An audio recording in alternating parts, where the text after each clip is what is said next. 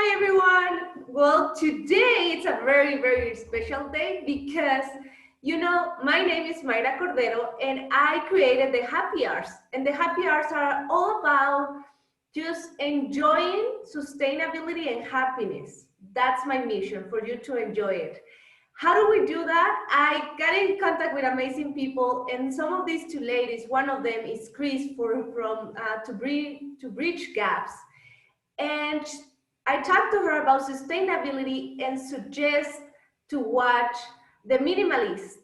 And The Minimalist, it's a movie or documentary on Netflix. If you're on Netflix, you should watch it. And it's about having less. For us, it's not necessarily having less, but for example, having with purpose and having also the things that bring you joy. And then for Eve, that actually joined the challenge as well, is to make it with harmony, to have that harmony in your house.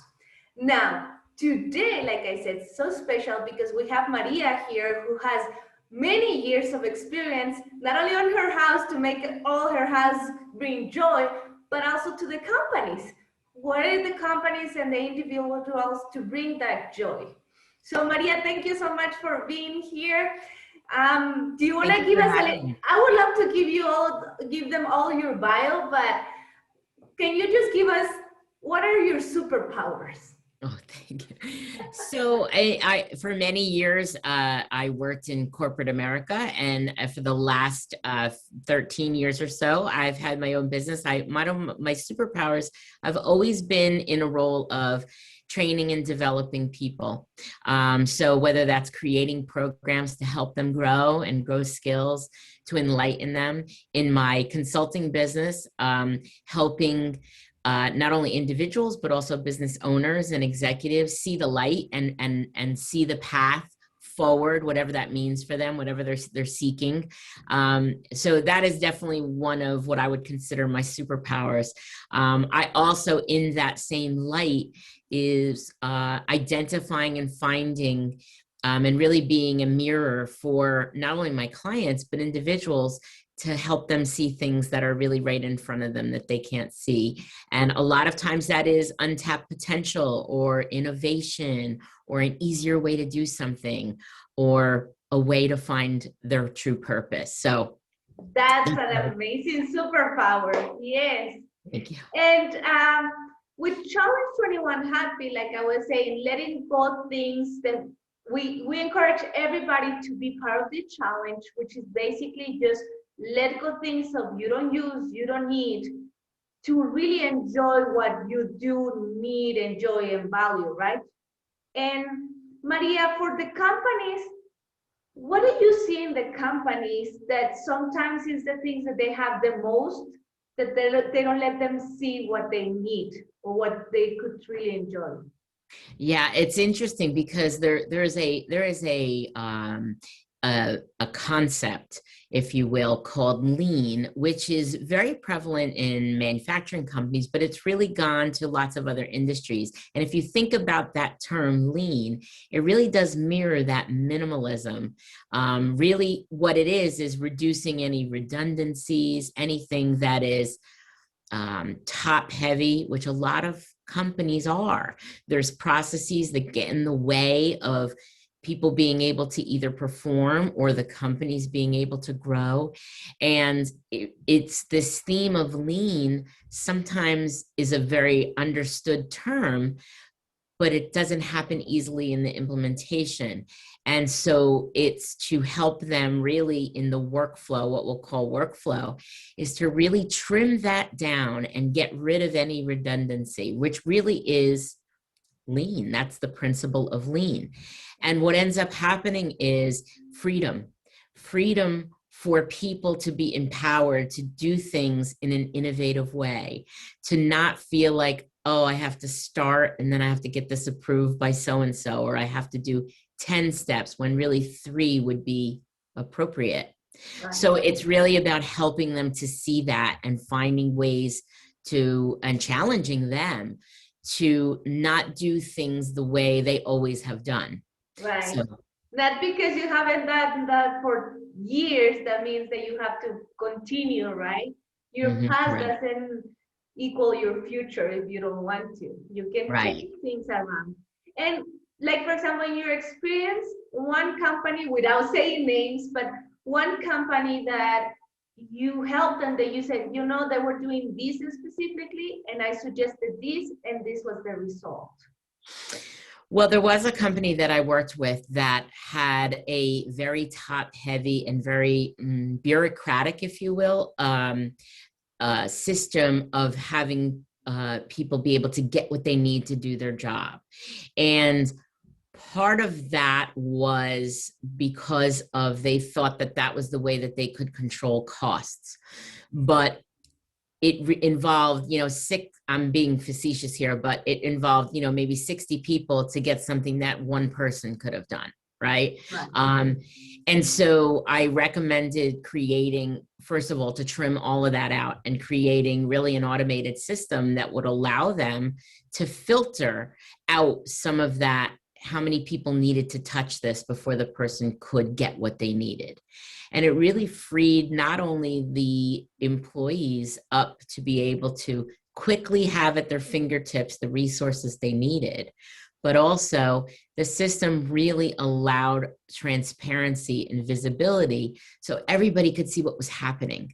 And it wasn't, many times you might request something and you're waiting for it and you don't know. And I mean, many companies have systems like this for customers, for their employees. But this particular company was a little behind, and they really thought that it would end up costing more money if they kind of opened the gates. Right. What ended up happening was they actually saved money because it was an opportunity, not only an opportunity savings, meaning opportunity in labor, because less people had to touch the same thing. And then also there was an ability to quickly resolve any like bottlenecks or roadblocks for things getting done inside the company because people had to wait for things. Yes, yeah, that takes a lot of, what I say, for example, in the houses, right? The more that we have, the longer that we spend time cleaning.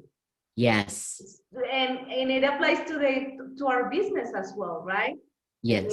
I mean, it takes us more energy, it takes us more time, it takes us more money to clean out of all that, right? You spend all your day cleaning instead of enjoying, and we'll make it the smaller and efficient that you can make it to go those processes, because we do need processes, of course, to make it more efficient. What would be like your tool number one that you could share and say, this is the first step, this is one step that you can take to make your business more efficient? That's a great question. And I think part of that is being willing to be open-minded, right? And to, as they say, necessity is the mother of invention, right? It's the mother of innovation. It's the times where, even with what's happened in the last year with, the pandemic, people had to find new ways to do things. So it really is being able to be open-minded and constantly look for ways to innovate, and not to subscribe to those expressions, in the States, if it ain't broke, don't fix it. No, like that will get you nowhere fast. You'll be behind. So it's really looking for, business owners need to look for disruption, not wait for it to happen. Right. Companies need to look for disruption, not wait for it to happen, so that you can find solutions and really innovative ways, new ways of doing things that end up being leaner, more minimal, and are freeing for employees and for companies' growth. Yeah, I love the way you say it. Like, it's you're investing in your freedom. You're investing in the freedom of the people that work for you, investing in the freedom for you as well as owner or CEO of your company, and then you investing also for the freedom of your company to grow. Absolutely. Right? And the people working for you then feel empowered, and that transforms the culture of the company when they feel that way. So what else can you ask, right? Once you have that, I mean, yes, it's it's amazing. And for example, in the case of the houses that I have experienced in the house, because I've been living in 10 houses in the last 4 years. So I know how to declutter, right? And I know how to pack right away. For me, the first step to see an easier step is to look at your closet. That will be the first thing. For you, what would be like the first? I mean, I love the advice that you gave us, just being open.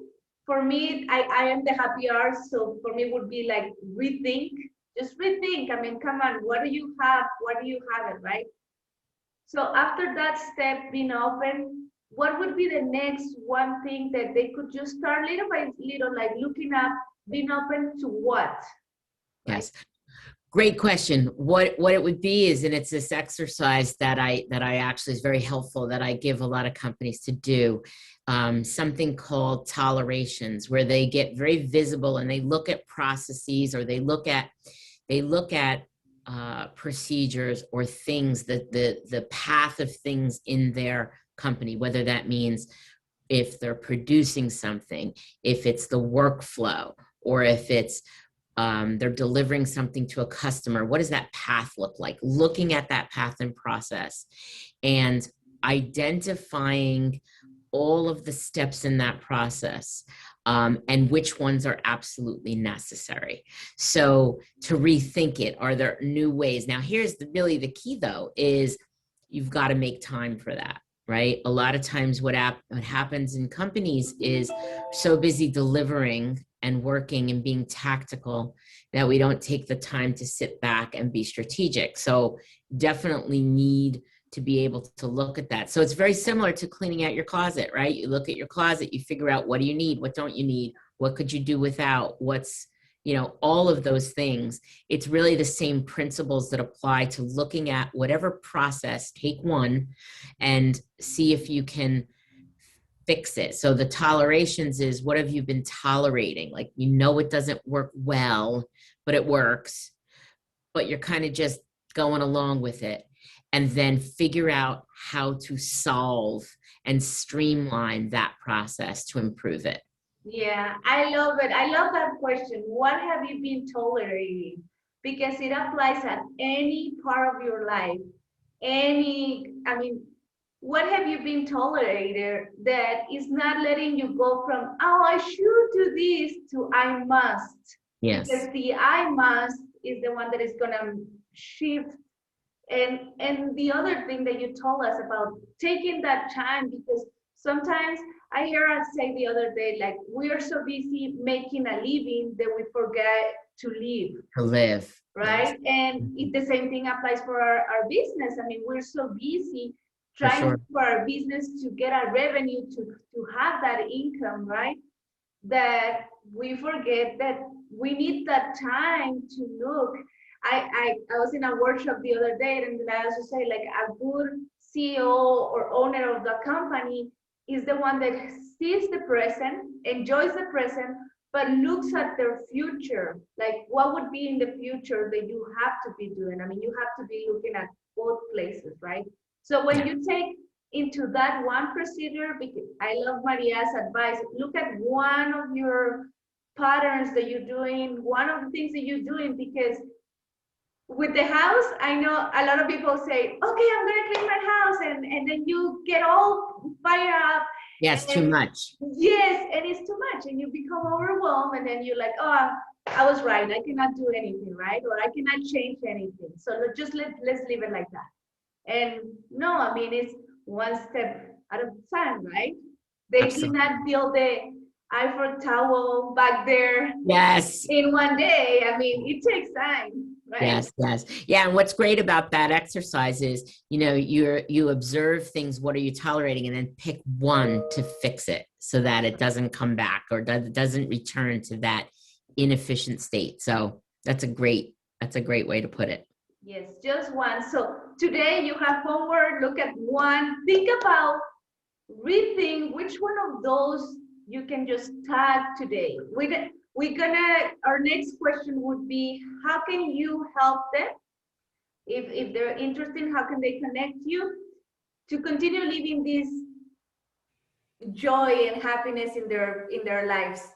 And now that they already have homework, right? That's it. Yes. So if they are you asking how to connect? If you're interested in more information, certainly reach out to connect with me on LinkedIn, and I'd be happy to have a conversation with you to see how I could offer my help to you. Yes. So I'm gonna leave the information of her right here too, because I'm gonna post it on LinkedIn and all the other social media that are following it, the followers of the Happy Hours. Any other wonderful news that you want to share with us, or advice? Well, I mean, I love how this topic comes together really for companies and individuals. And I also think that all of us are being exposed to these messages for a reason, right? And at the same time, this is a lot of the talk right now and a lot of the focus. Many people are doing, their minimalist practices, and it's time that we as companies and organizations do that as well. So really, again, I'm reiterating what you already said, but start somewhere. Yeah. Start somewhere and just get started and think about, that progress that you can make, one step at a time. Don't get overwhelmed by that it's too big and I'll never fix it. If we all thought that, or companies or systems or organizations thought that, they'd never evolve. And if we don't evolve, we don't thrive. So that's not sustainable. So Or yeah. mhm. Well, thank you so much, Maria. And yes, just one day at a time. Challenge 21 Happy is about day one, you get one item out of your house. Day two, two items. Just to make it like that, make it simple, make it easy. The easier that you make it, the more simple that you make it, it will be for you more appealing to keep doing it. Then you Yes. just take the whole load into yourself, right? Yes. Thank you for having me. It was No, a thank pleasure. you. We'll see you